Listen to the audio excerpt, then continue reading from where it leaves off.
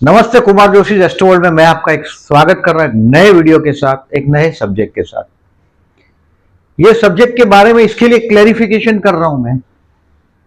इसका सब्जेक्ट का नाम है गोचर यानी कि ट्रांजिट। जब आप आपकी जन्म कुंडली खोलते हैं, उसमें जो प्लैनेटरी पोजीशन है, जो कुंडली दिखाई दे रहा है, वो आपका मैप ऑफ द स्काई है। जब आपने जन्म लिया तब आसमान का वो डिजाइन है या नक्शा है जिस वक्त आपने जन्म लिया। अब देखिए किस तरह से होता है, इसको समझिएगा। और गोचर तक पहुंचने के लिए, गोचर मतलब देखिए, आप जब पंचांग उठाते हैं तो वो करंट पोजीशन दिखाता है। पंचांग में उस तारीख का जो भी आप प्लेनेट देखते हैं, आप लाइन से देखेंगे, सूर्य, चंद्र, मंगल, बुध, गुरु, शुक्र, शनि, राहु और केतु, डिग्री वाइज लिखा होता है। ये उस दिन की पोजीशन होती है। तो उसके ऊपर आप देखें, जब भी हम लोगों को सवाल लोग पूछते हैं, बेसिकली देखिए, ज्योतिष जानने की विषय है, मानने का विषय नहीं है। अगर आप किसी की बात मान लेते हैं, कभी ज्योतिष आपको आएगा नहीं।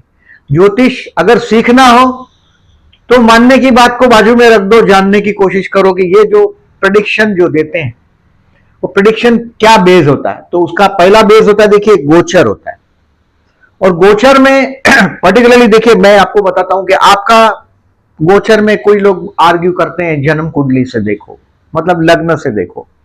दूसरा आर्ग्यूमेंट होता है चंद्र से देखो। अधिकतर जो प्रेडिक्शन जो हम लोग देखते हैं, 90% लोग जो प्रेडिक्शन देते हैं, 90% लोग, मतलब जो प्रेडिक्शन का जो तरीका है, ये चंद्र से ही लोग देखते हैं।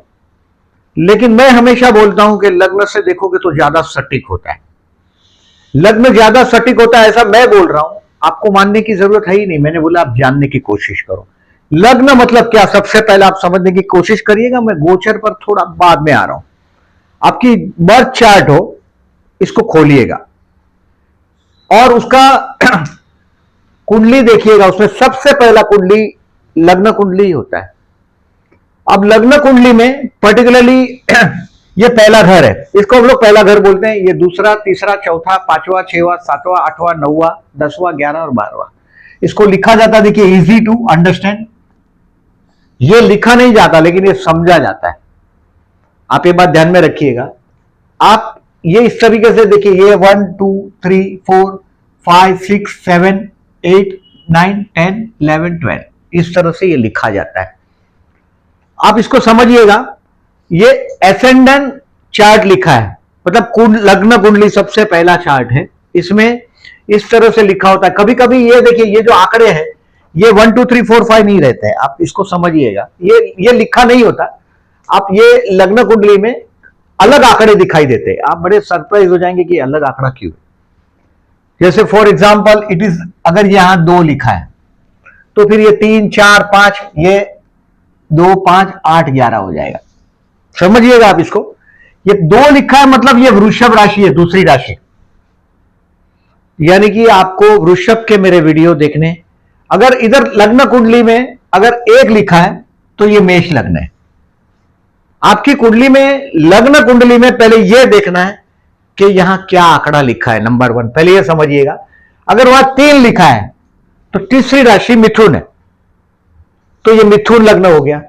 तो मेरे मिथुन लग्न के वीडियो देखने। अगर यहां 5 लिखा है, अब 4 लिखा होगा तो कर्क है, 5 लिखा हो तो सिंह है, 6 लिखा हो तो कन्या है। तो इस तरह से आप 7 लिखा होगा तो तुला है, 8 लिखा होगा तो वृश्चिक है। ये पहले हाउस की बात कर रहा हूं। 9 लिखा होगा तो धनु है, 10 लिखा होगा तो मकर है, और 11 लिखा होगा तो कुंभ लग्न है आपका, और 12 लिखा होगा तो मीन लग्न है आपका। तो मेरे मीन के वीडियो देखने। ये लग्न का कॉन्सेप्ट एकदम क्लियर समझ लीजिएगा। देखिए, जब हम पैदा होते हैं तो एग्जैक्टली जैसे ही पैदा होते हैं, उसमें भी बहुत सारा लग्न कुंडली के बारे में भी बहुत सारा डिबेट करने के लिए बातें हैं कि पहले बच्चा जन्म लेता है तो जो कौन सा समय कंसीडर करना है।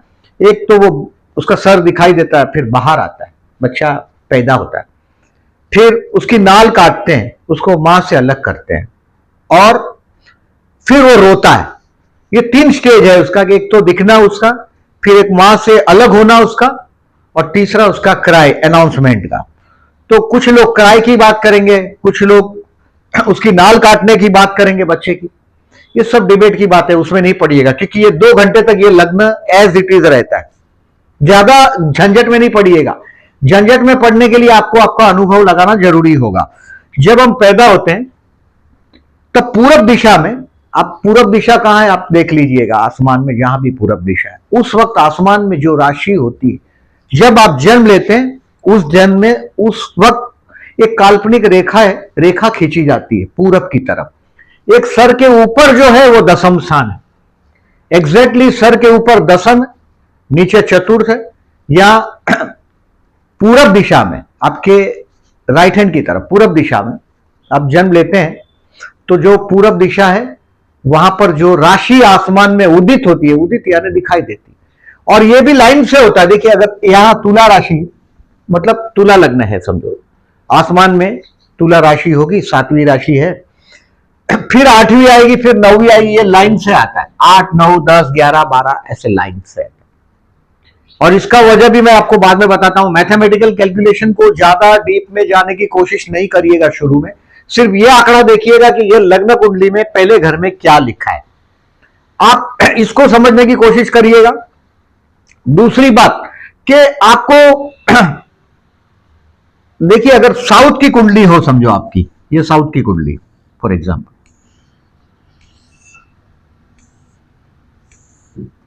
देखिए ये साउथ की कुंडली, ये साउथ की कुंडली है। इसको किस तरह से देखते हैं, देखिए यहां 1 2 3 4 5 6 7 8 9 10 11 12 ये लिखा लिखा, ये देखिए ये जो है ये फिक्स होता है इनका साउथ में, हमारे जैसा उल्टा नहीं, हम ऐसे चलते हैं, ये लोग क्लॉकवाइज चलते हैं, हम एंटी क्लॉकवाइज चलते हैं, बट ये ऐसा ही होता है। अभी यहां ये लोग ने लिखा हो लग्न, तो मिथुन लग्न है, यहां लग्न लिखा होगा तो सिंह लग्न है, यहां लग्न लिखा होगा तो तुला लग्न है, सीधा लग्न ही लिखा होता है। साउथ का जो कुंडली है इसमें सीधा लग्न लिखा होता है। ये झमेले में अगर ना पढ़ना हो आपको, ये जो हमारी कुंडली है इसमें मैंने बताया आपको कि मेरा कौन सा वीडियो देखना है, ये नंबर 1 आप समझ लीजिएगा। अब इसको इस तरह से देखा जाता है, 1 2 3 4 5 6, ये देखिए 1 2 3 4 5 6 7 8 9 10 11 और 12 मीन राशि। यहां लग्न लिखा, जो भी लग्न लिखा होगा, जैसे यहां लिखा होगा लग्न तो ये तुला लग्न है, ये यहां लिखा होगा लग्न तो वृश्चिक लग्न है। इसको इस तरह से याद रखने का, को इस तरह से आप याद रख सकते हैं, जैसे वृश्चिक लग्न है, फिर बाद में 9 10 11 12 अपने आप आपको समझ जाना है। ये साउथ का सिस्टम में लग्न लिखा ही होता है, आप इसको क्रॉस चेक कर सकते हैं। इसको बाजू में रखिए, अपनी स्टाइल पर ही काम चलते हैं, नॉर्थ इंडियन स्टाइल पर ही काम चलते हैं। आपको पहली बात है कि देखिए, फिर यहां देखें चंद्र कुंडली है। अब देखिए कुंडली में, लग्न कुंडली में चंद्र कहीं भी हो सकता है। हमारा ये लग्न कुंडली है, इसमें कभी कभी लग्न में यहां भी चंद्र होता है, यानी कि अगर समझो 5 लिखा है और चंद्र लिखा है तो ये सिंह लग्न है और सिंह राशि का ही चंद्र है। तो लग्न कुंडली और चंद्र कुंडली कभी कभी सेम भी होता है। आप ये समझने की कोशिश करिएगा कि मैं आपको मेरा चार्ट भी बताता हूं, किस तरह से आप उसको समझ पाएंगे ये भी बताता हूं। तो आपको पहली बात है कि आपके कुंडली में कहीं भी देखिए, जैसे फॉर एग्जांपल तुला लग्न ही है, 7 1 4 7 10 तुला लग्न है। अब यहां चंद्र यहां फॉर एग्जांपल, यानी कि आपका मिथुन राशि हो गया। और जो लोग प्रिडिक्शन देते हैं, जो लोग यानी कि अधिकतर लोग जो प्रिडिक्शन करते हैं ये राशि से करते हैं। राशि से मतलब आपका ये चंद्र राशि, मैं आपको सुदर्शन चक्र भी बताता हूं, सुदर्शन चक्र किस तरह से बनाया जाता है, इसको खाली समझिएगा, उसके बाद ट्रांजिट को समझने की कोशिश करेंगे। बेस समझ लीजिएगा कि पहले लग्न कुंडली आपने समझ लिया कि लग्न में क्या आंकड़ा लिखा है, फिर चंद्र कुंडली में देखिएगा कि चंद्र जहां लिखा है वहां क्या आंकड़ा लिखा है। समझो चंद्र लिखा है वहां अगर 3 है तो ये मिथुन राशि हो गया, 4 है तो कर्क राशि हो गया, 5 है तो सिंह राशि हो गया, 6 है तो कन्या हो गया, 7 है तो तुला हो गया। ये लोग क्या करते हैं, जब भी चंद्र कुंडली बनाते हैं तो चंद्र को, जैसे अभी यही कुंडली को अगर चंद्र कुंडली बनानी हो तो ये लोग चंद्र कुंडली लिख देते हैं, असेंडेंट कुंडली के जगह पे यहां लिख देते हैं चंद्र कुंडली। नंबर 1, और 3, 4, 5, 6 उसी कुंडली को इस तरीके से लिख देंगे और यहां चंद्र, इस तरीके से। तो लोग चंद्र या मिथुन राशि का चंद्र, तो ये 3 लिखा है तो 4 लिखा होगा तो कर्क, 5 लिखा है तो सिंह, 6 लिखा हो तो कन्या, 7 लिखा होगा तो तुला राशि है आपका, 8 लिखा हो तो वृश्चिक राशि है। ये राशि का फिक्स है।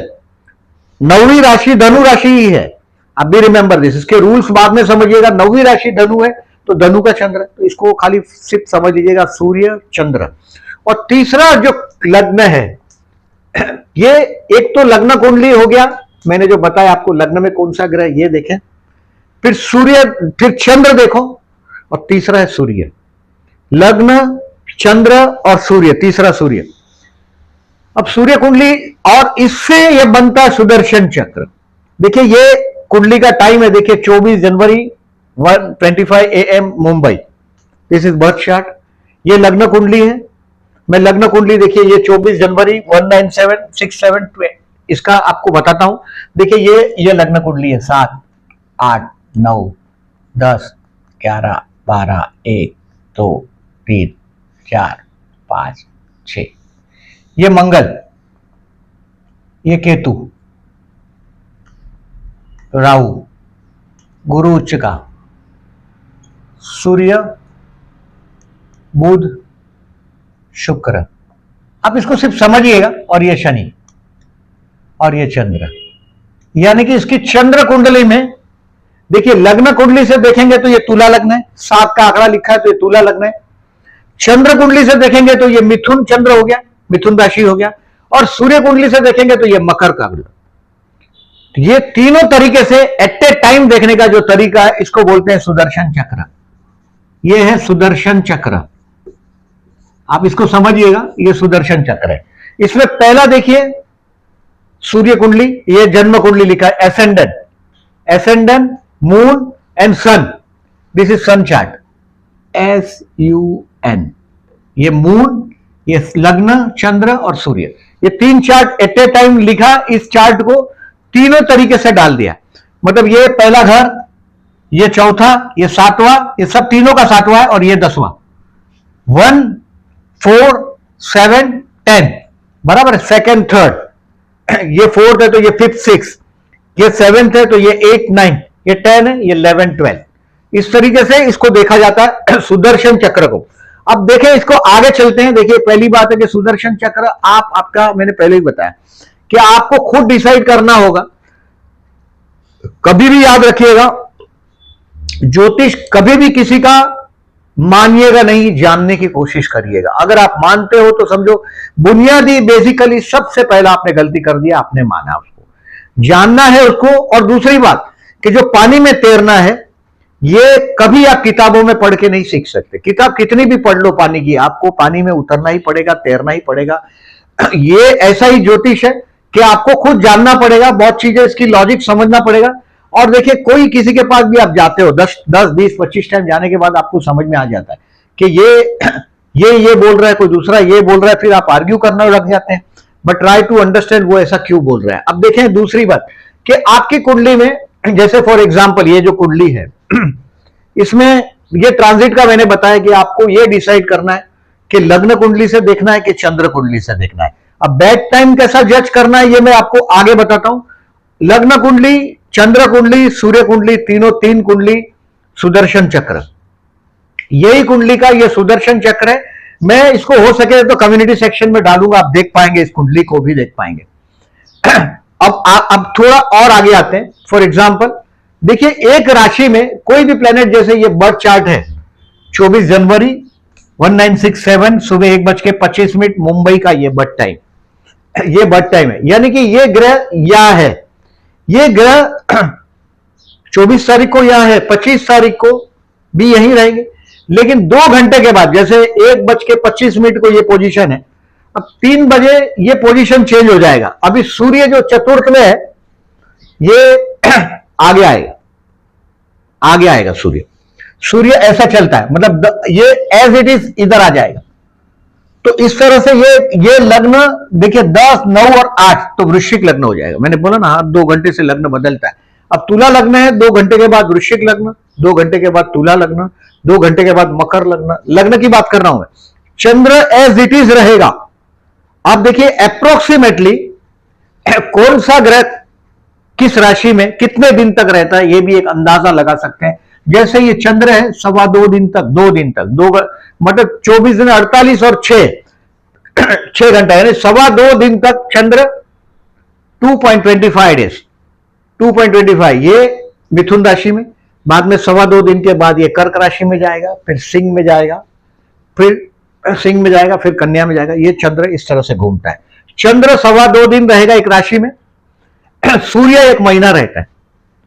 आप कभी भी याद रखिएगा, सूर्य 1 महीने तक एक राशि में रहेगा। ये एग्जैक्टली देखिए, जब भी आप सूर्य राशि बदलता है, सूर्य जो राशि बदलता है हर अप्रोक्सीमेटली 14-15 तारीख को राशि बदलता है। आप अंदाजन नहीं, लेकिन आप थोड़ा एक ध्यान समझ लीजिएगा। 14 जनवरी जैसे फॉर एग्जांपल, ये तो हमको हमेशा याद रहता है, मकर संक्रांत है। 14 जनवरी से 14 फरवरी सूर्य हमेशा मकर राशि में होता है। इसमें मकर राशि में अगर ये चार्ट ही अगर आपको कोई दिखा दे तो आप ये समझ जाइए कि 14 जनवरी से 14 फरवरी में इनका जन्म होना चाहिए, और ये जन्म 24 जनवरी का है। यानी कि ये सूर्य 10 डिग्री अप्रोक्सीमेटली आगे चला है। अंदाज समझिएगा, रोज 1-1 डिग्री चलता है, तो ये 10 डिग्री चला हुआ सूर्य है इनका, ये आप समझ सकते हैं। अब दूसरी बात, सूर्य का मैंने बताया आपको कि ये 30 दिन रहता है अप्रोक्सीमेटली, मतलब जहां सूर्य है, सूर्य यहां है, ये यहां पर वापस आने के लिए मकर राशि में, फिर वो देखिए कुंभ राशि में जाएगा 14 फरवरी, 15 फरवरी को, मान लीजिए 14 फरवरी को, 15 फरवरी को ये कुंभ राशि में जाएगा, सूर्य आगे जाएगा। फिर 14 जनवरी, 14 फरवरी, 14 मार्च को ये मीन राशि में जाएगा, 14 अप्रैल को ये 7th हाउस में जाएगा, यानी मेष राशि में जाएगा, नॉट 7th हाउस, मेष राशि में जाएगा। इस तरह से सूर्य गोल घूमता घूमता वापस मकर राशि पर 1 साल के बाद आएगा, क्योंकि महीने में चलता है 12 घर है, 12 महीना चलेगा, तो रोज 1 डिग्री चलेगा, 360 डिग्री है, सर्कल 360 का, रोज 1 डिग्री चलता है। आप एक अंदाजा मान के चलिएगा, सूर्य 30 दिन में राशि बदलता है। 14 जनवरी से 14 फरवरी अप्रोक्स समझिए 1-2 दिन आगे पीछे होता है। कभी ये 13 जनवरी हो जाता है, कभी कभी 15 जनवरी होता है, और कभी ये 15 फरवरी के तक भी जाता है। तो आप अप्रोक्सीमेटली मान लीजिएगा 14 फरवरी से, जनवरी से 14 फरवरी सूर्य मकर राशि में, तो 1 महीना एक राशि में सूर्य रहता है। ये 2.25 दिन रहता है। अब मंगल देखिए 45 डेज, मतलब 1.5 साल में मंगल जहां है, इसमें लग्न में मंगल केतु, ये 1.5 साल में ये मंगल एज इट इज अपने अप्रोक्सीमेटली अपने घर में आ जाएगा, वहां का वहीं आ जाएगा जहां है, इस घर, यहां उसका अपना घर। तो देखिए मेष और वृश्चिक राशि मंगल का अपना घर है, बट ये अपने घर से कहीं भी जहां भी है, ये वापस उसी राशि में। आप अप्रोक्सीमेटली समझिएगा, मैं आपको और डिटेल में बताऊंगा, बस आप इस ट्रांजिट को समझने की कोशिश करिएगा कि मंगल 45 डेज अप्रोक्सीमेटली एक घर में रहता है। अब बुध, सूर्य, बुध और शुक्र, देखिए ये सूर्य, बुध और शुक्र ये तीनों है ना, अप्रोक्सीमेटली देखिए 1-1 महीना ही मान के चलो, भले इधर 21 डेज लिखा है और ये शुक्र 26 डेज लिखा है, बट देखिए हमेशा सूर्य के बुध शुक्र आजू बाजू ही होते हैं। सूर्य के सामने कभी देखिए कोई भी कुंडली में सूर्य समझो यहां है, तो बुध यहां नहीं हो सकता, बुध यहां नहीं हो सकता, शुक्र यहां नहीं हो सकता, सामने कभी नहीं हो सकता। यानी कि ये उसके साथ साथ ही चलते हैं। 90% कुंडलियों में सूर्य, बुध, शुक्र एक साथ चलते हैं। आप इसका अप्रोक्सीमेटली एक अंदाज मान के चलिएगा कि सूर्य, बुध और शुक्र 1 महीना एक राशि में रहता है, अप्रोक्सीमेटली समझ लीजिएगा। यहां लिखा है कि बुध 21 डेज, शुक्र 26 डेज लिखा है, वो इसका रूल्स के हिसाब से लिखा है, बट अप्रोक्सीमेटली अंदाज से आपको अगर शुरू में याद रखना है तो सूर्य, बुध और शुक्र 1 महीना रहता है, चंद्र 2.25 दिन रहता है, मंगल एक राशि में 45 डेज रहता है। अब आगे चलते हैं, गुरु एक राशि में 13 महीना रहता है, यानी कि ये साल भर अप्रोक्सीमेटली, इसके लिए 13 महीने का कंफ्यूजन को भी छोड़ दीजिएगा, सीधा सीधा अंदाज मानिए कि रवि जहां भी गुरु है, जुपिटर जहां भी है उस राशि में ये साल भर में आ जाएगा। एवरी ईयर ये राशि बदलेगा, जैसे कि ये समझो 67 का बर्थ है, अगर ये 68 का बर्थ हो तो ये गुरु यहां होगा, फिर 69 में ये यहां होगा। अप्रोक्सीमेटली अंदाज बता रहा हूं, पंचांग देखे बिगड़ की बात कर रहा हूं। तो ये अंदाज मान के चलिएगा कि हर साल गुरु राशि बदलता है अप्रोक्सीमेटली। अभी तो मई में बदल रहा है, इस बार तो गुरु मई में राशि बदल रहा है। जो ट्रांजिट का गुरु जो अभी है ये मई में बदलेगा। इस बार ये गुरु मई में राशि बदल रहा है, बट आप अभी इसका ट्रांजिट को समझने की कोशिश करिएगा। शनि का जो ये ढैया बोलते हैं, 2.5 साल शनि एक राशि में रहता, यानी कि इस कुंडली में शनि मीन राशि में, ये मीन राशि में ये शनि 2.5 साल तक ये मीन राशि में रहेगा। आप देखिए अब अप्रोक्सीमेटली ये 2.5 साल एक राशि में रहेगा, तो इसके 3 घर जब शनि पार करता है, 2.5 मतलब ये मीन राशि में है, उसके 2.5 साल ये इधर आएगा और 2.5 साल में इधर आएगा। यानी कि ये 3 घर जब शनि पास करता है तो ये 7.5 जो ढैया, जो एक घर के लिए 2.5 साल ढैया बोलते हैं, शनि की ढैया। तो शनि का आप कभी भी देखें कि शनि जो नेगेटिव रिजल्ट देता है, ज्यादातर तो देखें शनि का नेगेटिव रिजल्ट के बारे में, तो ये 7.5 को किस तरह से कंसीडर करते हैं गोचर में, ट्रांजिट में, ये भी समझने की कोशिश करिएगा। जब जैसे फॉर एग्जांपल अभी शनि 29 मार्च 2025 को मीन राशि में आ रहा है, यानी कि इसी राशि में 29 मार्च 2025 को आ रहा है। यानी कि अगर आपका मेष राशि है, समझो मेष राशि, यानी कि या चंद्र लिखा है वह 1 लिखा हो, तो ये यहां से 12वां हो गया मीन राशि, 12वां हो गया, तो ये 2.5 साल, ये 2.5 साल और ये 2.5 साल 7.5 बोलते हैं। रिमेंबर दिस, यानी कि शनि आपके जन्म के चंद्र से 12वां हो, चंद्र के ऊपर हो, यानी कि जब आकाश में शनि, अभी तो मीन राशि, अभी कुंभ राशि में, ये 29 मार्च 2025 को आपके मीन राशि में आ जाएगा। तो ये 2.5 साल यहां, फिर 2.5 साल यहां, फिर 2.5 साल यहां, यानी कि ये अगर आपका चंद्र मेष राशि का है तो आप 7.5 में शुरू हो गया, यानी कि ये 7 साल तक आने वाला आपको छोटा मोटा परेशानी देता रहेगा, जिसको 7.5 बोलते हैं, जिससे हम लोग बहुत डरते हैं। कुछ लोग 5th हाउस के शनि को भी कम नहीं समझते, पंचम स्थान के शनि को भी कम नहीं समझते। बहुत सारी किताबों में तो पंचम का शनि है, 8th हाउस का सैटर्न शनि है, लग्न कुंडली से भी, लग्न कुंडली की ही बात बोल रहा हूं कि 5th हाउस का शनि है, 8th हाउस का शनि है, इसको भी इजी नहीं मानते। अब आगे चलते हैं, शनि का मैंने बताया। अब राहु 18 महीना, यानी कि 1.5 साल, ये 18 महीने तक एक राशि में रहता है, 1.5 साल तक। राहु केतु सब एक ही है, ये 1.5 साल तक एक राशि में रहे। अब हर्षल 7 साल, नेपच्यून 14 साल और प्लूटो 21 साल तक एक राशि में रहते हैं। अब हर्षल, नेपच्यून, प्लूटो के ज्यादा कैलकुलेशन में पढ़ोगे तो आप कंफ्यूज हो जाओ। हर्षल, नेपच्यून, प्लूटो को अगर आप कोई हिस्ट्री का स्टडी करते हो तो ये काम के हैं, ऐसा मेरा ऑब्जर्वेशन है। इसका मेरा अपना जो ऑब्जर्वेशन है इसके बारे में, हर्षल, नेपच्यून, प्लूटो के बारे में कुछ डेटा बनाने के बाद मैं इसका वीडियो 100% आपको दूंगा। हर्षल, नेपच्यून, प्लूटो का। हर्षल, नेपच्यून, प्लूटो बहुत छोटे प्लैनेट, बहुत कम इफेक्ट करते हैं। जैसे आप कभी भी देखिएगा, जो भी ट्रांजिट का मैंने पहले बता दिया आपको कि ट्रांजिट में पर्टिकुलरली देखिए, ये जो मैं लिखा हूं कि कहां ये शुभ है कहां अशुभ है, इसको समझने की कोशिश करिएगा। चंद्र, जैसे कि सबसे पहले देखिए, चंद्र जो मेन है, जो दशा, हम लोग जो चंद्र दशा की बात नहीं कर रहा हूं, चंद्र जो मेन देखते हैं, ये 6, 8 और 12 में अशुभ रिजल्ट देता है। मेरे रिमेंबर, मतलब चंद्र जब 6वें स्थान से, लग्न कुंडली के 6वें स्थान से पास होता है, 6, 8 एंड 12 से पास होता है, तो ये तकलीफ देता है, अशुभ है। अब सूर्य है, ये 4, 8, 12 चौथे स्थान में, जन्म का भी remember this, 4, 8 and 12th house, लग्न कुंडली से बात कर रहा हूं मैं, 4, 8 एंड 12th हाउस में अशुभ है सूर्य। 3, 6, 10, 11 में सूर्य शुभ है। मंगल भी 3, 6, 10, 11 में शुभ है। बुध और गुरु 6, 8, 12, 6, 8, 12। देखिए, गुरु का कोई लोग ऐसा बोल रहे हैं कि 4 भी है ऐसा, but 4 I have not, bye experience I have not found 4th house का जुपिटर कोई खराब रिजल्ट नहीं देता। मैंने देखा है तो 6, 8, 12 बोला मैंने। बुध का भी 6, 8, 12 है, चंद्र का भी 6, 8, 12 है, गुरु का भी 6, 8, 12 है। जो भी शुभ ग्रह है वो 6, 8, 12 में कमजोर हो जाते हैं, जैसे शुक्र भी 6, 8 में कमजोर हो जाता है, 12वें में शुक्र अकेला राजयोग देता है। तो ये इसका ट्रांजिट की बात बोल रहा हूं मैं, और वो बर्थ का भी आप देखो तो कोई बहुत बड़े रूल्स सेट देने की बात नहीं है।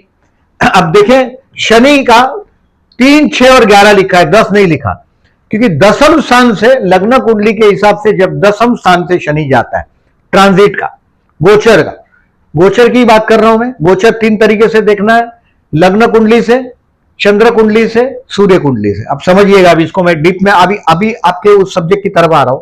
तो ये शनि दसम स्थान का जब भी जाता है ट्रांजिट का, अगर आपका बर्थ का कर्म स्थान में अगर शनि है तो समझिएगा बहुत बड़े बड़े टॉप के लीडर लोगों को, बहुत बड़े बड़े बिजनेसमैन लोगों की कुंडली में मैंने दसम स्थान में शनि देखा है।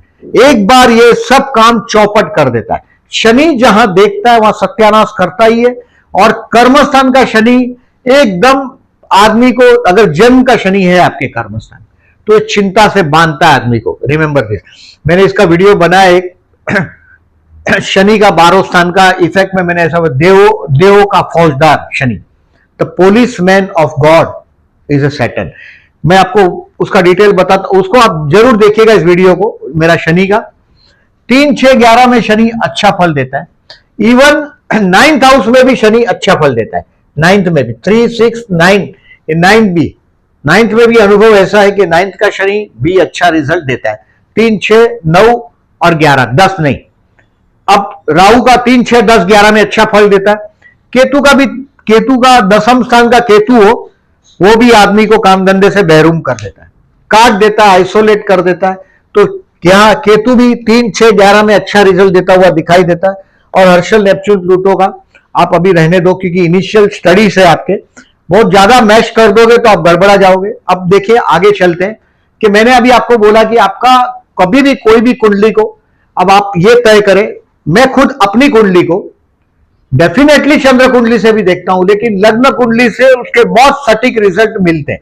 आप रिमेंबर दिस, आप मेरे चंद्र कुंडली के प्रिडिक्शन, जो मंथली प्रिडिक्शन देता हूं, उसको भी जरूर देखिएगा, लग्न कुंडली के प्रिडिक्शन को भी जरूर देखिएगा। आप अनुभव करेंगे कि जो मैं बोल रहा हूं वो लग्न कुंडली से ज्यादा सटीक होता है।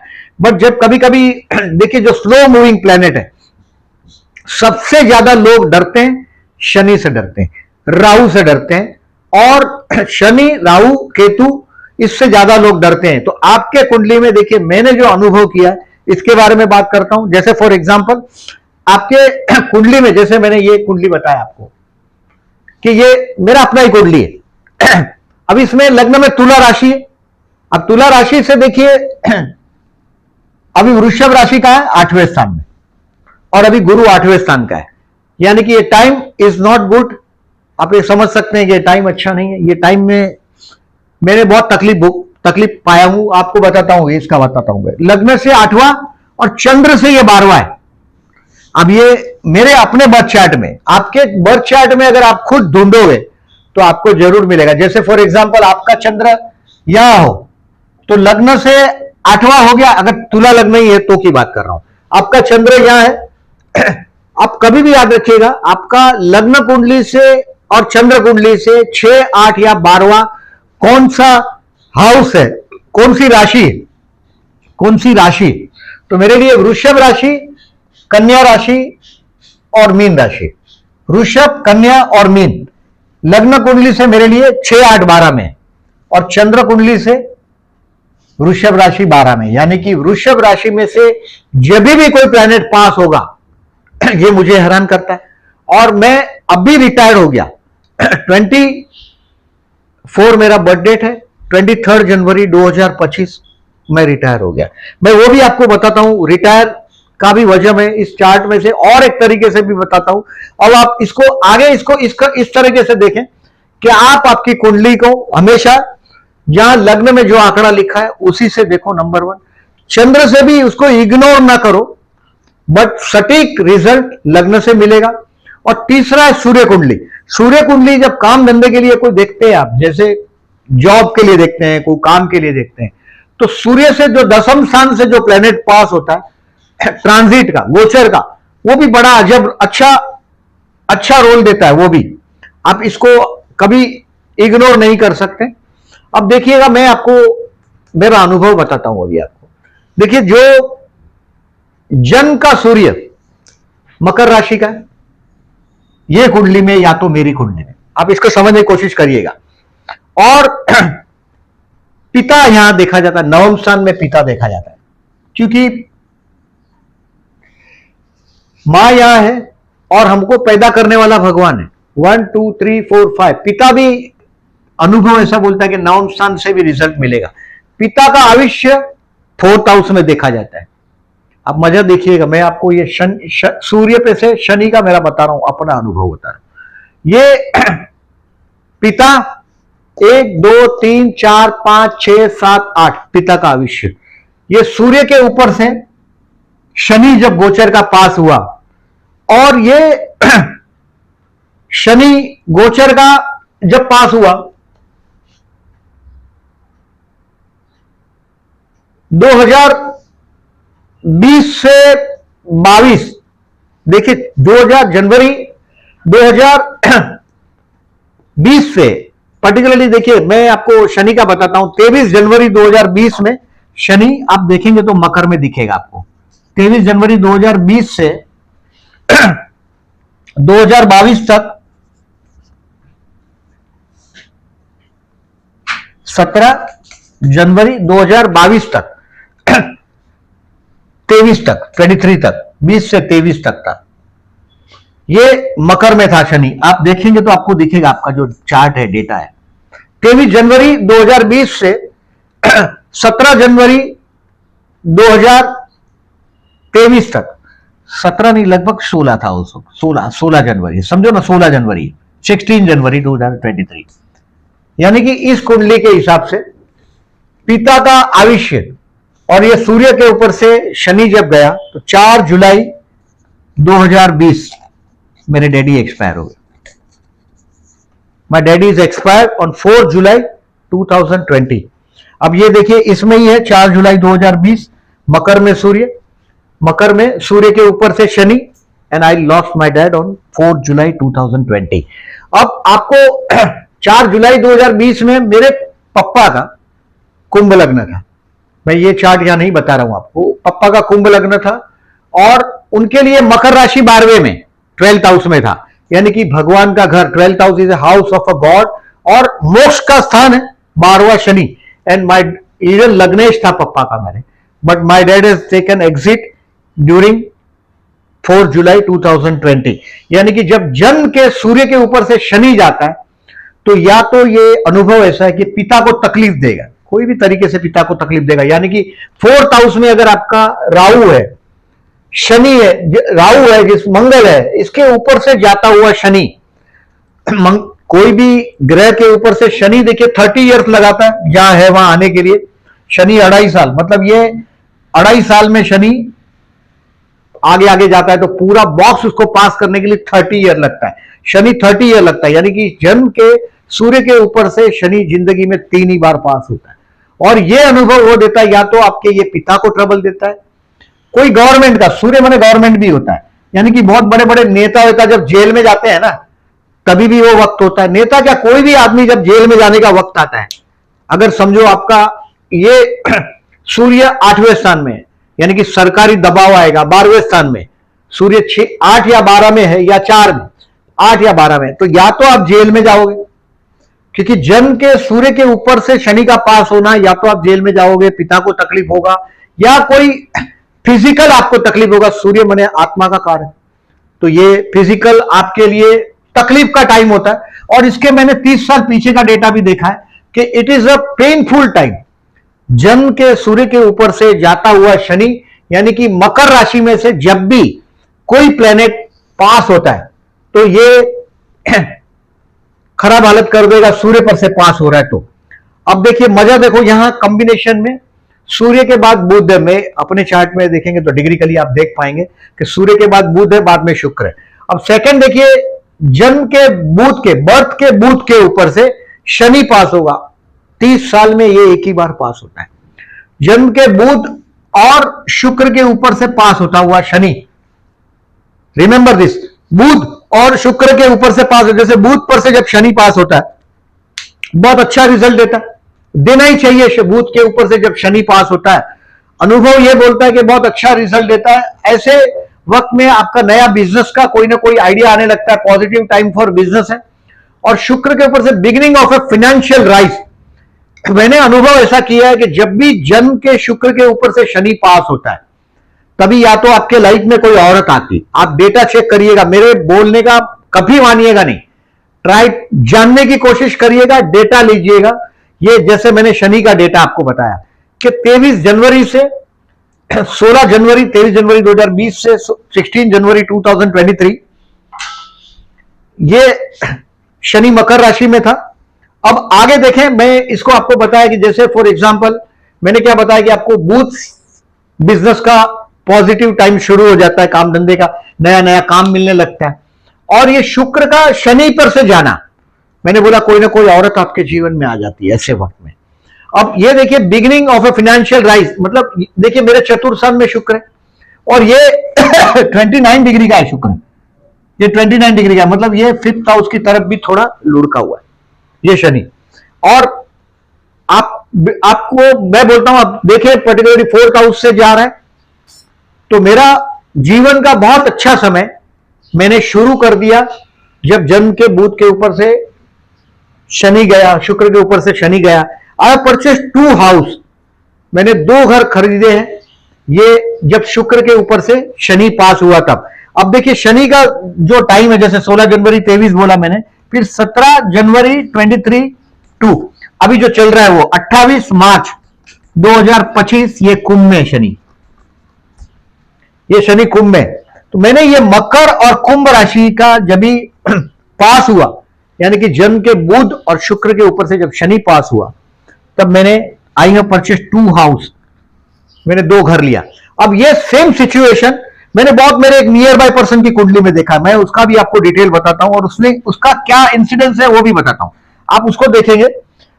उसका बर्थ है 12 मार्च 65, 12 मार्च 65 उसका चार्ट है। मैं आपको सिर्फ चार्ट का 2-3 चीज ही बताता हूं, जो चीज यहां मायने रखती है, इस वक्त मायने रखती है। कर्क लग्न है उनका और सेम शनि उसका बर्थ का भी यही है, सूर्य भी यही है और ये बुध यहां उसका नीच राशि का बुध, और ये शुक्र, सूर्य शुक्र और शनि उसका यहां चंद्र 12 में मिथुन का। अब देखिए इसके जन्म के शुक्र के ऊपर से शनि पास हुआ कुंभ का 17 जनवरी से 28 मार्च 2025 में 8वें स्थान से इसके शुक्र के ऊपर से शनि पास हुआ। जन्म के शनि के ऊपर से शनि, एज इज 60 ईयर्स। इसके जीवन में 31 साल की अनमेरिड औरत आई है, अनमेरिड औरत आई है और इसके जीवन का अभी बहुत क्रिटिकल कंडीशन से ये आदमी गुजर रहा है। क्वेश्चन देखिए इसका, अभी आप देखें, अभी ये जन्म के नीच राशि के बुध के ऊपर से शनि जाएगा 2025 के बाद। अगर ये सावधानी नहीं लेगा तो ये मामला, देखिए ये बुध माने क्या होता है कि लिखा, कोर्ट कचहरी, और इसमें भी फंसने का टाइम होता है। जैसे आपका जन्म का बुध है, उस पे से अगर नीच राशि का है तो ये रिजल्ट देता है। बहुत मेरे एक नियर बाय बिजनेसमैन है, मैं फॉर एग्जांपल अभी की बात कर रहा हूं, मैं ये अभी का ही, जस्ट अभी का ही बात है, अभी करंट पोजीशन में ये पर्सन ट्रैप्ड है। एंड आई सेड ये शनि जब ही यहां आ जाएगा, यानी कि मीन राशि में आ जाएगा, 29 मार्च 2025 को शनि मीन राशि में आ जाएगा, तब इस लड़की से उसका पीछा छूटेगा। 29 मार्च 2025 को ये लड़की से उसका पीछा छूटेगा, ये प्रिडिक्शन है। अब देखिए एक और एग्जांपल दिखाता हूं मैं आपको, एक मेरा बहुत नियर बाय बिजनेसमैन है, आप देखें उसकी कुंडली, ये कन्या लग्न है और यहां उसका I don't remember is birth date exactly, अभी बर्थ डेट इनका पता नहीं मुझे।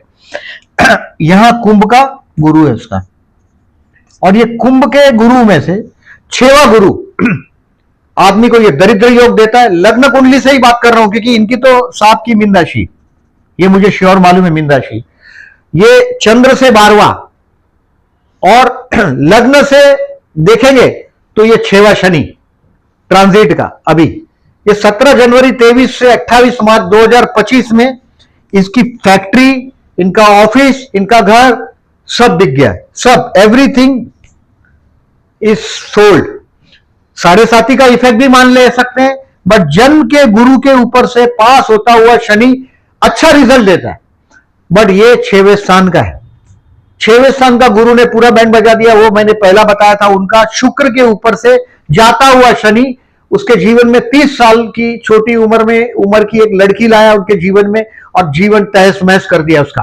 तो ये बुध और शुक्र के ऊपर से, अगर जन्म का बुध और शुक्र अच्छी जगह पे, पर्टिकुलरली बहुत अच्छी जगह, मतलब आप 6-8 को छोड़ दो, 8वां देखिए, तो ये शुक्र के ऊपर से जाता हुआ शनि, बुध और शुक्र के ऊपर से जाता हुआ शनि, मेरा अनुभव है बुध और शुक्र के ऊपर से जाता हुआ ट्रांजिट का शनि जीवन में 3 ही बार आएगा, क्योंकि शनि का साढ़े साथी चौथी बार आ ही नहीं सकता है, 3 ही बार आ सकता है। अप्रोक्सीमेटली 120 साल को जीता ही नहीं।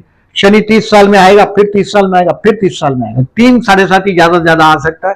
अब देखिए आगे, जन्म के चंद्र के ऊपर से शनि यानी कि ये शनि अभी इनका साहब का और आएगा मीन राशि में, अभी ट्रांजिट का शनि मीन राशि में 29 मार्च 2025 को आए, तो इनका प्रेशर बढ़ेगा। ये बात, इसका सजेशन मैंने ऐसा दिया कि इनका जो बिजनेस है उसका टाइटल जिनके नाम पे है, चेंज द टाइटल, मतलब या तो बिजनेस वाइफ के नाम पे कर दो, डॉटर के नाम पे कर दो, बेटे के नाम पे कर दो, क्योंकि इस आदमी को 6वां गुरु है।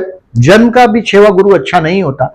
मैं जन्म का भी जब भी किसी का 6वां गुरु देखता हूं तो इसको एक तरीके से दरिद्र योग से कंपेयर करते हैं। कर्मस्थान को गुरु देख रहा है, इसके लिए बिजनेस तो होता है, लेकिन वो बिजनेस में पैसे की शॉर्टेज हमेशा महसूस करते हैं। इसके लिए इनको हम लोग कनकधारा स्तोत्र और श्री सूक्त करने के लिए रेगुलर बोलते हैं 6वें गुरु को। अब चंद्र पे से जाता हुआ शनि, चंद्र से जाता हुआ शनि यानी कि चंद्र, आपका जन्म का चंद्र कहीं भी हो, यानी कि जब भी वृषभ, जैसे फॉर एग्जांपल यही कुंडली, इसमें वृषभ राशि में जब शनि आएगा तब ये साढ़े साथी शुरू होगा। मिथुन का शनि जो ये यहां जो बोल रहे हैं 30 ईयर्स का, जो चंद्र का जो मैं बोल रहा हूं, जन्म के चंद्र के ऊपर से शनि जाएगा, तो ये जन्म के चंद्र के ऊपर से शनि मतलब मैक्सिमम चंद्र माने मन, मानसिकता, विचार, ये एकदम दबा देगा। यानी कि आदमी बहुत मानसिक तनाव में कब आता है, जब जन्म के चंद्र के ऊपर से शनि जाता है, तभी ज्यादा दबाव आता है। अब आप देखेंगे अगर चंद्र भी, अगर समझो, ये तो अच्छी बात है कि इनका चंद्र 6, 8, 12 में नहीं है, अगर चंद्र समझो यहां हो और शनि भी यहां से जाता हो मीन का, तो बहुत दबाएगा आदमी को। एक यानी कि उनका सी लग्न हो तो ही हो सकता है कि मीन का चंद्र 8वें स्थान में। जब भी याद रखो कि जन्म के चंद्र के ऊपर से शनि जाता है, वो 2.5 साल बहुत तकलीफ में जाता है। चंद्र से 12वां शनि हो, चंद्र के ऊपर से जाता हुआ शनि हो, और चंद्र के सेकेंड हाउस से जाता शनि हो, या लग्न से 12वां शनि हो, लग्न का शनि हो, या लग्न से नेक्स्ट घर में शनि हो। यानी कि देखिए शनि जब ट्रांजिट का मैंने बताया यहां हो या यहां हो, चंद्र से 12वां चंद्र के ऊपर और चंद्र से नेक्स्ट घर में, और लग्न से 12वां लग्न में शनि और सेकेंड हाउस में शनि बहुत तकलीफ देता है, मानसिक तनाव देता है, बहुत दबा देता है आदमी को। ऐसे तो ट्रांजिट का शनि अब देखिए आगे चलते हैं, मैं मानसिक तनाव का बताया मैंने आपको। फॉर एग्जाम्पल अभी आगे चलते हैं, जन्म का मंगल है, अगर ये आपकी कुंडली में लग्न में ही है, समझो ये रहा, ये तो अच्छा है कि यहां से जब शनि पास होता है तो तुला का हो जाता है, बट मंगल के ऊपर से जाता हुआ शनि एक्सीडेंट या भाई के साथ के रिलेशंस खराब करेगा। बी रिमेंबर, मंगल के ऊपर से जन्म के जब शनि पास होता है तो ये एक्सीडेंट कराता है, आपके भाई बहन के साथ के रिलेशंस खराब करेगा, क्योंकि मंगल भाई बहन का कारक है, जैसे चंद्र मामा का कारक है। तो 12वें स्थान से जब साढ़े साथी में मां की तकलीफ भी हो सकती, मामा की भी, जैसे सूर्य में मैंने पिता बोला, जैसे चंद्र के ऊपर से जाता हुआ शनि मामा के लिए भी तनाव वाला टाइम मान लेते हैं, तो मां की हेल्थ के लिए की बात जब करेंगे तो वो भी हो सकता है। तो शनि, मंगल का मैंने बोला एक्सीडेंट, गुरु का मैंने बोला कि जन्म के गुरु के ऊपर से शनि 30 साल में एक बार जाता है, और मेरा अनुभव ऐसा है कि बिग लक लेके आता है। जन्म का मेरा गुरु बहुत अच्छा है, कर्क राशि का कर्मस्थान में गुरु, इसके ऊपर से जाता हुआ शनि बिग लक लेके आता है, यानी कि आपके जॉब में प्रमोशन, काम धंधे के लिए अच्छा। जन्म का गुरु के ऊपर से जाता हुआ शनि शनि का काम है, देखिए जो काम कर रहे हैं आप पैदा हुए, जिस काम के लिए आपने जन्म लिया है वो शनि। और शनि जब भी कोई ग्रह के ऊपर से पास होता है, जैसे शुक्र के ऊपर से पास होता है, इसका मतलब है ये जीवन में आने वाली कौन औरत है उसको एक्टिवेट कर देता है। और वो मैंने एग्जांपल बताया उनका, वो भी याद रखो, ऐसा एग्जांपल से समझने की कोशिश करिएगा, फिर आपका अनुभव जोड़िएगा और जो भी बात हो कमेंट बॉक्स में जरूर लिखिएगा। अब एक केतु के ऊपर से शनि जाता है जन्म के, ये आपके गए जन्मों का कर्म पूरा होता है। जन्म के केतु के ऊपर से, यानी कि तुला राशि में से जब ही शनि जाएगा, ये तुला लग्न की बात कर रहा हूं, तुला राशि का जन्म के केतु के ऊपर से, आपका केतु कहीं भी हो कुंडली में, उसके ऊपर से शनि जाता हुआ, केतु का शनि से लंगोटी योग बोलते हैं, यानी कि कोई जन्मों का तो आपका कर्म पूरा होता है। केतु शनि का कनेक्शन, केतु माने झंडा भी होता है, केतु माने धर्म भी होता है, यानी कि आपके कर्म खत्म होते हैं और नया काम शुरू होता है। तो इसको भी मैं स्ट्रेसफुल टाइम ही मानता हूं। Relation, it is related with the last birth. और राहु के ऊपर से शनि, जन्म के राहु के ऊपर से शनि, इसका मैं और एक मजा दिखाता हूं आपको। जैसे अभी जो राहु है, देखिए इसका 30 अक्टूबर 23 से 17 मई 25, ये राहु मीन राशि में था, मतलब 17 मई तक ये मीन राशि में, मतलब यहां 6वें स्थान में। अब देखिए इसको शांति से देखो, ये राहु यहां है, मतलब जन्म के शनि के ऊपर से राहु जा रहा है। ये चंद्र कुंडली से 10वां स्थान, ये चंद्र कुंडली से मीन राशि 10वां स्थान है। अब इसको देखिए, चंद्र कुंडली से, चंद्र कुंडली से ये मीन राशि का शनि 10वीं में है मेरी कुंडली में। और ये 23 जनवरी 2000, पर्टिकुलरली देखिए यहां 30 अक्टूबर 2023 से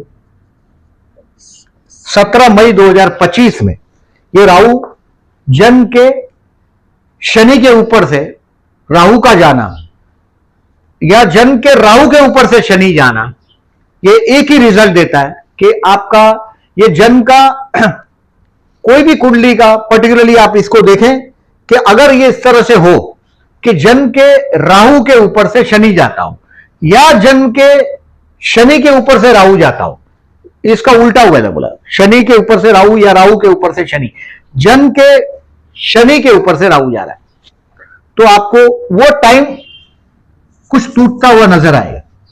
मेरा जॉब टूट गया, अक्टूबर 23 से 17 मई 2025 में जॉब टूटना ही था।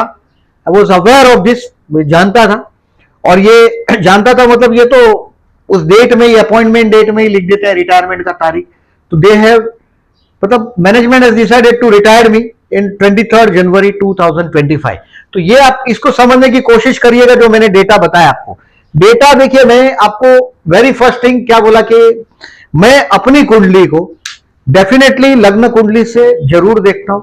लग्न कुंडली से वो 6वें स्थान में शनि, 6वें स्थान में शनि है, शनि पर से जाता हुआ राहु, राहु जा रहा है शनि पर से, और ये 15 साल से अप्रोक्सीमेटली सिचुएशन आता है, बट एवरी 15 ईयर्स से तो रिटायर नहीं होता आदमी।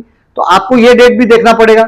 आपको देखिए, मैंने 2-3 चीज बताया कि जैसे 2022 से 2024 का जो टाइम मैंने बताया, जैसे 2022 से 2024 तक में, ये यहां से मकर 2022 से 24 में, वेरी फर्स्ट थिंग 2020 से 23 में आई लॉस्ट माई डैड, ये मकर का सूर्य, I lost my dad number 1। But शुक्र और बुध उसके साथ में, आई हैव परचेज 2 हाउस। तो ये इस तरीके से इसको आप देखें। दूसरी बात कभी भी याद रखिएगा कि सुदर्शन चक्र को हमेशा ऑब्जर्व करिएगा। एक बार ये सूर्य कुंडली को आप ऑब्जर्व ना भी करें, देखिए नवमांश कुंडली का कैलकुलेशन का भी मैं आपको एक वीडियो दूंगा कि आप इजीली आपको याद रह जाएगा, बहुत इजी टू अंडरस्टैंड है नवमांश कुंडली। नवमांश कुंडली को भी देखने का मैं आपको तरीका बताऊंगा, बट इसको पहले सुदर्शन चक्र को, चंद्र कुंडली और सूर्य कुंडली को एक साथ रख के ये देखें कि इसके 6-8 कोई भी, देखिए जब भी क्वेश्चन आता है आपके जीवन में, कोई भी इंसिडेंस होता है, तो इसको समझने की कोशिश करिएगा। कोई भी इंसिडेंस का जवाब ट्रांजिट में होना ही चाहिए, गोचर में उसका जवाब होना ही चाहिए। गोचर में सबसे बड़ा जो रोल करता है वो शनि का है, राहु का है और गुरु का है, केतु का भी है, राहु केतु और गुरु। अब ये देखिए, जो शुक्र बुध का जो ट्रांजिट है, बुध और शुक्र का, ये ट्रांजिट इतना पावरफुल नहीं होता, पावरफुल नहीं होता, क्योंकि एक महीने में तो ये बदली होता है। बट शनि राहु का जो गोचर है ये बहुत लंबे समय तक धीरे धीरे धीरे धीरे आपको इफेक्ट करता है। और आपको मैंने पहले भी बताया कि अगर आपका कुंडली में, लोग बार बार यही सवाल पूछते हैं कि आप चंद्र कुंडली से वीडियो बनाओ, आप चंद्र कुंडली से वीडियो बनाओ। लग्न कुंडली से ज्यादा सटीक है, आप उसके लॉजिक समझने की कोशिश करिएगा और अपनी कुंडली में तीनों तीन देखिएगा। लग्न कुंडली वाला प्रेडिक्शन जरूर देखें, चंद्र कुंडली वाला भी जरूर देखो। मेरे व्यू बढ़ते हैं इसके लिए नहीं, but you will get some answer. दूसरों के सिखाने से कुछ नहीं सीख सकते। बेसिकली आई हैव ऑब्जर्व, मैं जो ऑब्जर्वेशन आपको बताया, my dad is expert, I have purchase 2 house. मेरे एक बहुत नियर बाय पर्सन कर्ज में डूब गया, उनका बताया मैंने कि कुंभ का गुरु है और उसके ऊपर से शनि गया 6वें स्थान में, अभी जा ही रहा है। अब मार्च 2025 तक ये इतना कर्ज बाजारी हो गया ये आदमी, इसका घर भी बिक गया, इसकी फैक्ट्री भी बिक गई, इसकी ऑफिस भी बिक गई। Is in really in trouble. एक दूसरा मैंने बताया कि जिसके 8वें स्थान में कुंभ राशि का शुक्र है, उसके जीवन में औरत आई है। डेफिनेटली आपके हर सवाल का जवाब ट्रांजिट में है। विषयोत्तरी दशा दूसरा स्टेज है। मेरे हमेशा वीडियो देखते रहिएगा, चंद्र से देखिएगा, लग्न कुंडली में जो आंकड़ा लिखा है वो राशि आपका राशि, वहां सिर्फ आंकड़ा लिखा होता है। जैसे 7 लिखा है तो तुला का ही वीडियो देखना है। अब चंद्र लिखा है, वहां 3 लिखा है, इसका मतलब है आपका मिथुन राशि है, बट लग्न अलग है। इस तरह से देखिएगा। और भी अगर आपको अपनी कुंडली का लग्न पर भी अगर डाउट है तो आप कमेंट बॉक्स में आपका बर्थ डेट, टाइम और प्लेस डाल दीजिएगा। बर्थ डेट, टाइम और प्लेस, मैं आपको लग्न और चंद्र दोनों बताऊंगा। वीडियो अच्छा लगा हो तो प्लीज लाइक करिएगा। जो लोगों ने चैनल को सब्सक्राइब नहीं किया, at the end I am requesting to subscribe my channel and thank you very much for listening.